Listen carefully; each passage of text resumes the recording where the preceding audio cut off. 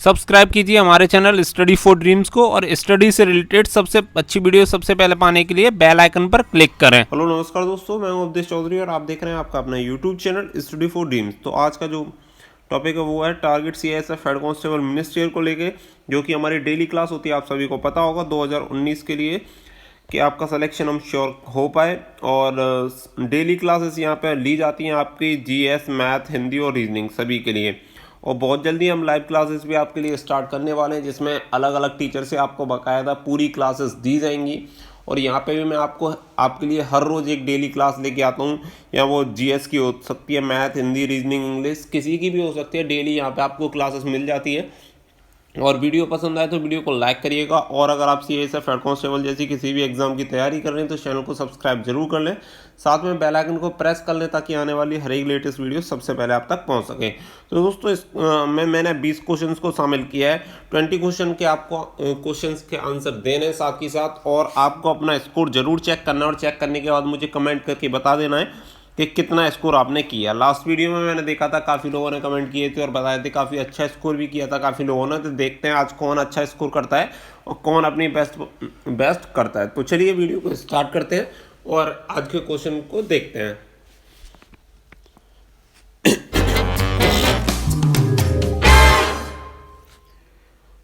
तो दोस्तों चलिए स्टार्ट कर लेते हैं। आज का पहला क्वेश्चन होगा अपना क्वेश्चन नंबर 1। क्वेश्चन नंबर 1 से स्टार्ट करते हैं। पृथ्वी के वायुमंडल का सर्वाधिक जो घनत्व होता है वो कहाँ पर होता है? तो ऑप्शन ए क्षोभ मंडल, ऑप्शन बी समताप मंडल, ऑप्शन सी आयन मंडल, ऑप्शन डी मध्यमंडल।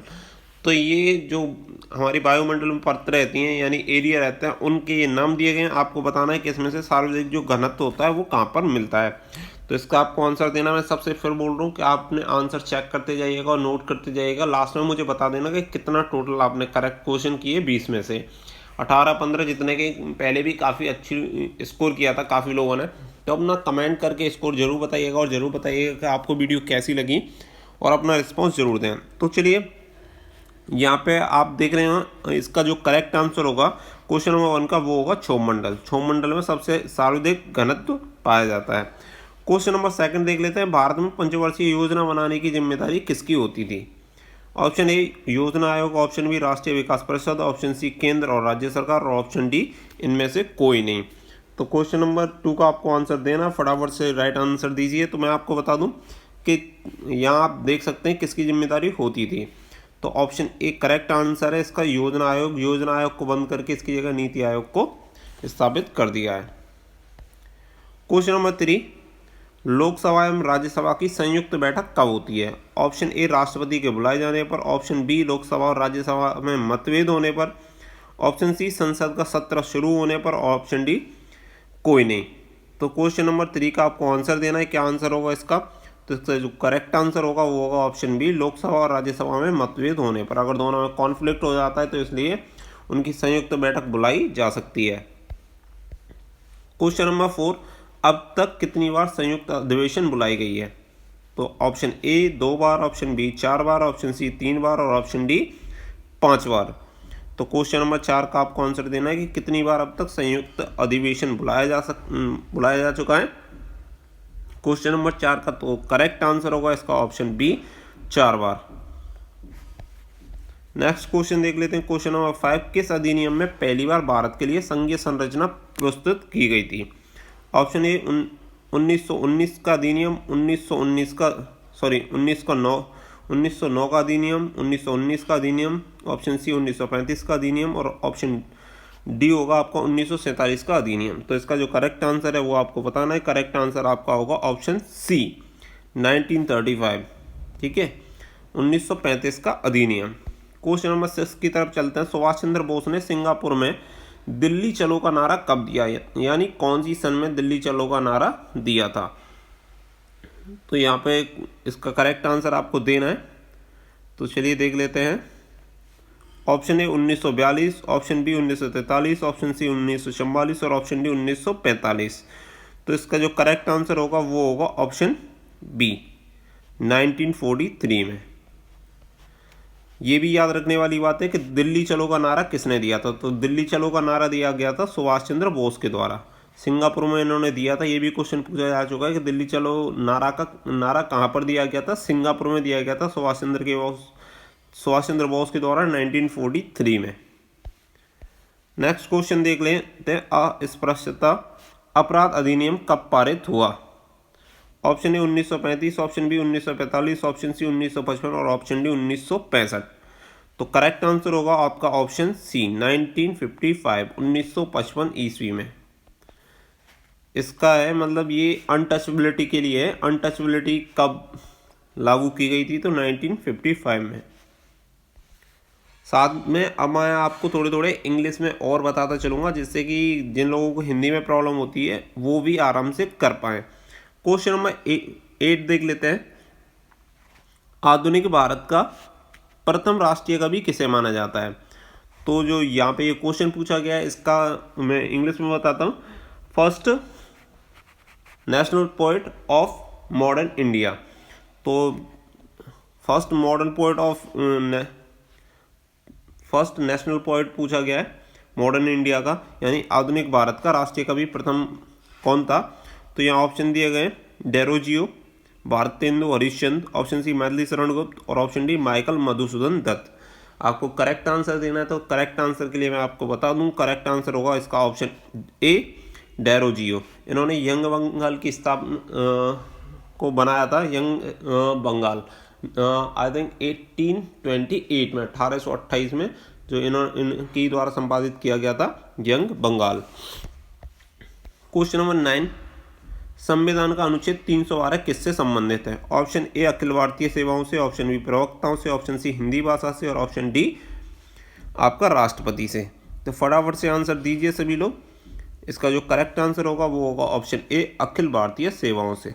जो IAS IPS और IFS ये सब आती हैं वो आती हैं अखिल भारतीय सेवाओं के अंदर और वो आती हैं अनुच्छेद 312 के। क्वेश्चन नंबर 10, वित्त आयोग के अध्यक्ष की नियुक्ति कौन करता है? ऑप्शन ए प्रधानमंत्री, ऑप्शन बी राष्ट्रपति, ऑप्शन सी मंत्रिमंडल, ऑप्शन डी संसद। तो जो इसका करेक्ट आंसर होगा वो होगा राष्ट्रपति, ऑप्शन बी।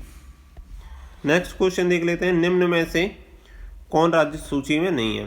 जो 3 सूची होती हैं आपको, स्टेट, सेंट्रल और कॉन्करेंट, यानी स्टेट लेवल, सेंट्रल लेवल और कॉन्करेंट, राज्य सूची, केंद्र सूची और समवर्ती सूची, ये 3 सूची आपको देखने को मिलेंगी। इन 3 सूचियों में अलग अलग विषय लिए गए हैं, उन्हीं में से आपको बताना है कि निम्न में से कौन सा राज्य सूची में शामिल नहीं है। तो ऑप्शन ए कृषि, option B jail, option C सिंचाई और ऑप्शन डी सुरक्षा। तो इनका इसमें से जो करेक्ट आंसर होगा वो होगा आपका सुरक्षा। तो डिफेंस है वो सेंट्रल की सूची में आता है, तो इसलिए ये आंसर नहीं है, यही आंसर होगा इसका, ठीक है। क्वेश्चन नंबर 12, किसी राज्य में राष्ट्रपति शासन की प्रारंभिक अवधि क्या हो सकती है? ऑप्शन ए 1 वर्ष, ऑप्शन बी 3 माह, ऑप्शन बी सी 6 माह, ऑप्शन डी 2 वर्ष। तो करेक्ट आंसर आपका होगा ऑप्शन सी 6 माह। 6 माह के लिए किसी राज्य में राष्ट्रपति शासन लगाया जा सकता है। राष्ट्रपति शासन आपको पता होगा 352, 356 और 360, ये 3 वित्तीय आपात स्थिति होती हैं। 352 में राष्ट्रीय आपात स्थिति घोषित की जाती है, 356 में राष्ट्रपति शासन लागू किया जाता है राज्य में और 360 में किया जाता है वित्तीय आपात स्थिति। वित्तीय आपात स्थिति अभी तक एक भी बार लागू नहीं की गई है। और अगर बात करूं मैं कि नेशनल इमरजेंसी, तो 3 बार लागू की गई है। और बात करूं तो कि राष्ट्रपति शासन, तो राष्ट्रपति शासन हर एक राज्य में अलग अलग कई बार लगाया जा चुका है, ठीक है।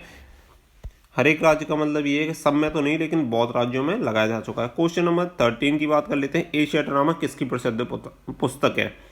Option A BS Minhas, option B Gunnar Myrdal, option C David Ricardo, option D Adam Smith.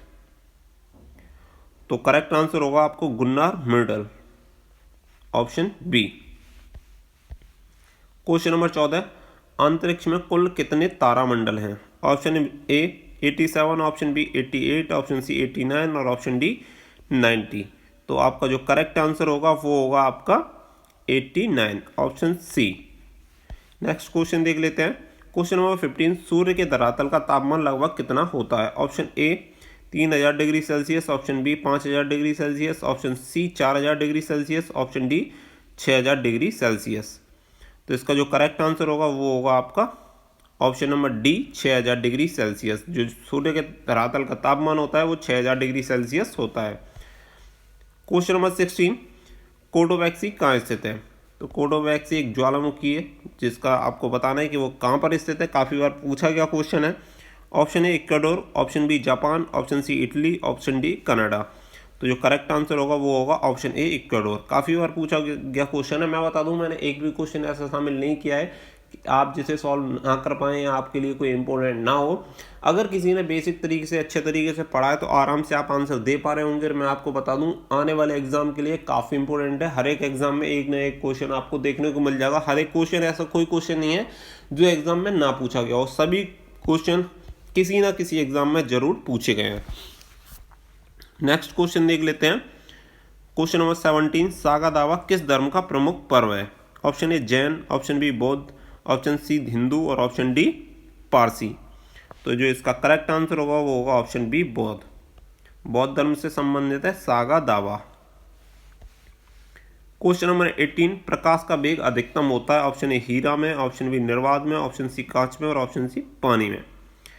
Correct answer आपको देना है तो करेक्ट आंसर मैं आपको बता दूं, प्रकाश का वेग जो अधिक होता है वो होता है निर्वात में। नेक्स्ट क्वेश्चन की तरफ चलते हैं। क्वेश्चन नंबर 19, हाइपरमेट्रोपिया का अर्थ क्या है? ऑप्शन ए निकट दृष्टि दोष, ऑप्शन बी दीर्घ दृष्टि दोष, ऑप्शन सी